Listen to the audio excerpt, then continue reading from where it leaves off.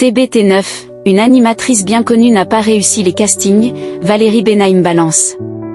Ce 20 mars sur TBT9, Valérie Benaïm évoque la pire chroniqueuse de l'émission face à Cyril Hanouna. Elle a évoqué une célèbre animatrice. Sur le plateau de TBT9, diffusé le 20 mars, les langues se sont déliées autour des souvenirs marquants de l'émission. Anecdotes et révélations, une question a particulièrement retenu l'attention, celle de la moins bonne chroniqueuse de l'histoire du programme. Une interrogation délicate à laquelle Valérie Benaïm, très honnête, a répondu avec prudence. Avant de finalement lâcher un non-point face à Cyril Hanouna et aux autres intervenants, la chroniqueuse a d'abord pris des pincettes en expliquant qu'elle n'aimait pas faire de la peine.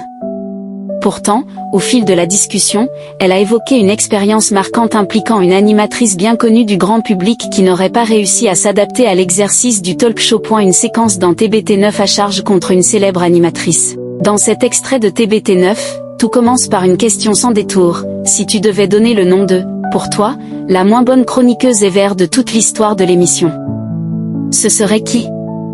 Après quelques hésitations, Valérie Benaïm finit par répondre « Je ne veux pas faire de la peine parce que je n'aime pas faire de la peine. » Elle est venue, elle a fait une émission et elle a bugué, elle n'a pas réussi, elle n'est pas rentrée dedans. C'est Evelyne Thomas qui n'a pas réussi du tout à rentrer dedans. Une révélation qui surprend, d'autant plus qu'il s'agit d'une professionnelle expérimentée. Cyril Hanouna, qui a poussé un coup de gueule, tempère aussitôt, elle est présentatrice. Elle n'avait pas l'habitude. Un point sur lequel Valérie Benaïm rebondit immédiatement en soulignant la difficulté de l'exercice on rentre ou on ne rentre pas, l'avis tranché de Valérie Benaïm. Pour la chroniqueuse de TBT9, cette séquence illustre parfaitement la spécificité de son métier.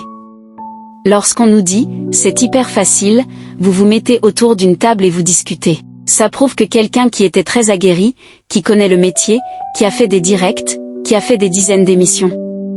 Elle n'a pas réussi.